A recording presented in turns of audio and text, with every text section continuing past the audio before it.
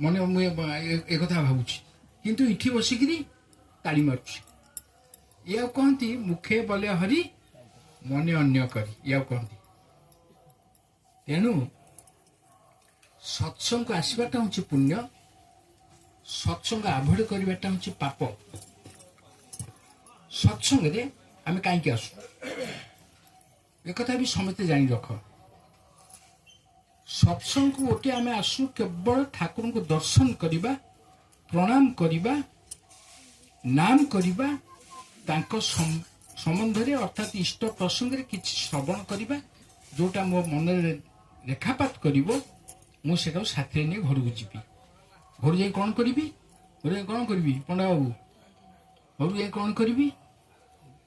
ଘରୁ ଯାଇକିରି ଯଦି ରୋଷେଇବାସ ଠିକ ନ ହେଇଥିବ ଘଟି ରାଗିବି ନା କ'ଣ? ଯଦି ପୁଅ ଝିଅ ଯଦି ଠିକ ସମୟରେ ଘରକୁ ଫେରି ନାହାନ୍ତି ତାଙ୍କ ଉପରେ ବିରକ୍ତ ହେବି। ଆଉ ସତ୍ସଙ୍ଗ ଆସିଲେ ଏଇ ସମସ୍ୟା ଆସିଥିଲେ ନା କ'ଣ? ଘରକୁ ଗଲେ ମୁଁ ଶାନ୍ତିରେ ଟିକେ ବସିବି, ସ୍ତ୍ରୀକି ଡାକିବି, ଆଉ ସ୍ତ୍ରୀ ଡାକିବା ପୂର୍ବରୁ ସ୍ତ୍ରୀ ବି ଆଗ ଆସିଯିବେ। କ'ଣ କହିବେ?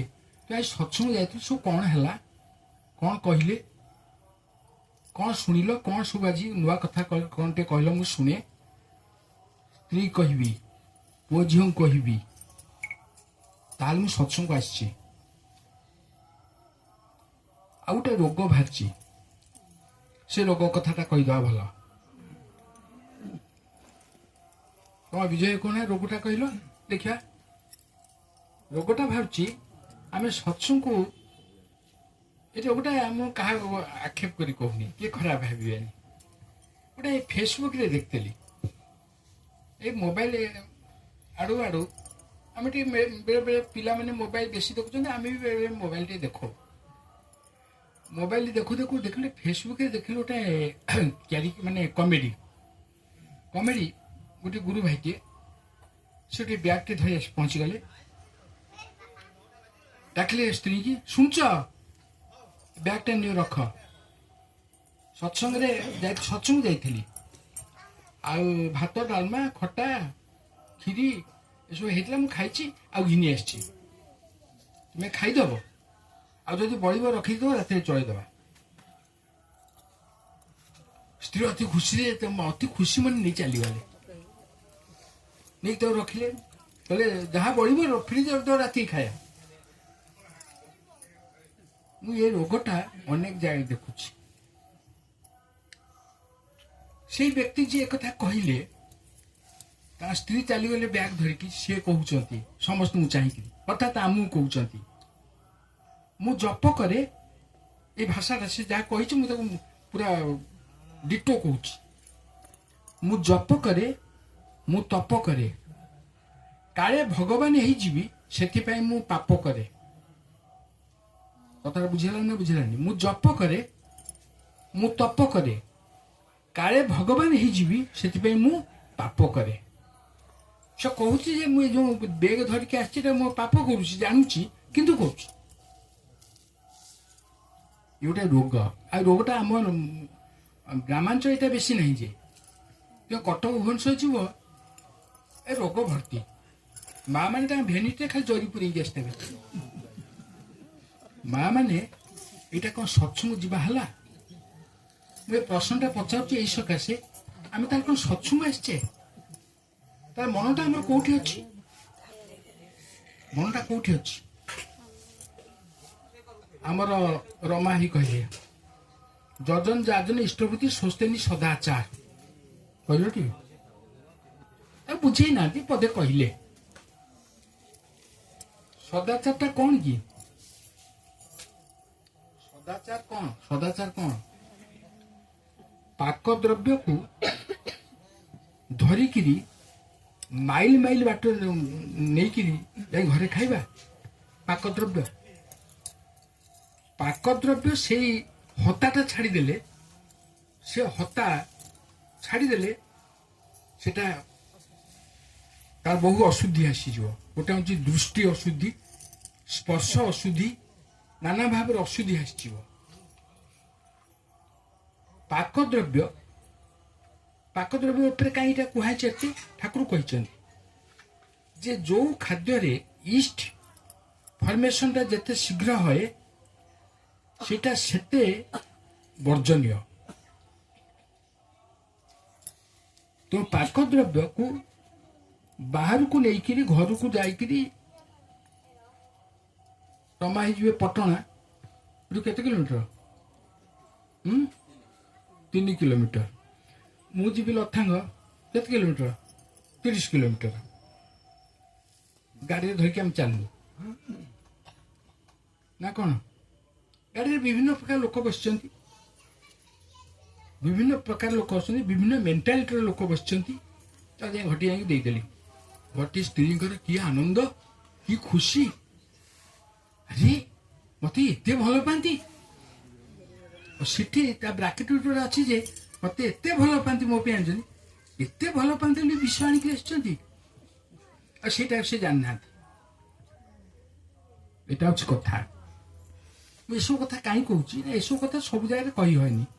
ଆମେ ସବୁ ଯୋଉଠି ଯାଉଛୁ, ବକ୍ତା ହେଇକି ଯାଉଛୁ, ଆମେ ଏସବୁ କଥା ସେଠି କହୁନୁ ନା। ଆମେ ବଡ଼ ବଡ଼ କଥା କହିବୁ, ସଂସ୍କୃତ ଶ୍ଲୋକ ବୋଲିବୁ, ଇଂଲିଶ ଭର୍ସନ କହିବୁ, ବହୁତ ବଡ଼ ବଡ଼ କଥା କହିବୁ। ଏସବୁ କଥା କହିବୁନି। ଏସବୁ କଥା କହିଲେ କ'ଣ ଆଙ୍କୁ ଆମେ ଡାକ୍ତର ସେଇ ଆମକୁ ଏଇ କଥା କହିବେ, ଆମକୁ ଖୁଞ୍ଚା ମିଳିବାକୁ ଆମେ ତାଙ୍କୁ ଡାକ୍ତର ନା କ'ଣ? ଏଇଟା ହଉଛି କଥା। ସଦାଚାରଟା ଅଭାବ ବେଶୀ କୋଉଠି କହିଲୁ?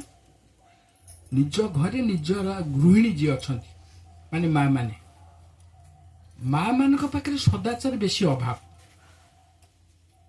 ବାହାରକୁ ଫିଟଫାଟ ହେଇକିରି 100 ଓଷା, 200 ବ୍ରତ, 300 କ'ଣ ପୂଜା ଅର୍ଚ୍ଚନା କରନ୍ତି। ଅନେକ ମା ମାନେ ଏଠି ବସିଛନ୍ତି, ପଚାରୁଛି ସ୍ୱାମୀ କି ଦେବତା କହନ୍ତି? ଦେବତା କହନ୍ତି ପଣ୍ଡା ବାବୁ? ଦେବତା କହନ୍ତି? ନାଇଁ ପାଟିରେ କହନ୍ତି ନା କାର୍ଯ୍ୟରେ? ନା, ଅଣ୍ଟା ମୁଳିଆ ଗୋଇଠା ମାରି କାର୍ଯ୍ୟରେ କହିବେ ସେ? ଆମେ ଜାଣିନୁ। ସ୍ୱାମୀ କି ଦେବତା କହନ୍ତି କାର୍ଯ୍ୟରେ। ପଣ୍ଡା ବାବୁ କହିଲେ କାର୍ଯ୍ୟରେ, ମୁଁ ବି ରାଜି, ତାଙ୍କ କଥା ସହମତି ହେଲି, ଡିଟୋ ମାଇଲି।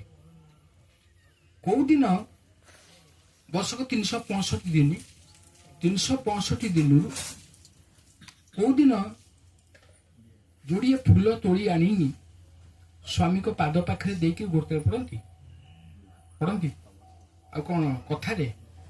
ବାପା ମୁଁ ତୁମକୁ ବହୁତ ଭଲ ପାଏ, ବାପାକୁ ଟଙ୍କାଟିଏ ଦେବିନି, ମୁଁ ଚାକିରି କରିଛି, ରୋଜଗାର କରୁଛି, ମୋ ସ୍ତ୍ରୀ ପିଲାଙ୍କୁ ନେଇ ରହୁଛି, ମତେ ପଇସା ଆଣୁଥିଲି, ବାପା ମୁଁ କ'ଣ ଦେବି? କିନ୍ତୁ ବାପାକୁ ପିତୃଭକ୍ତ ମୋର ବହୁତ।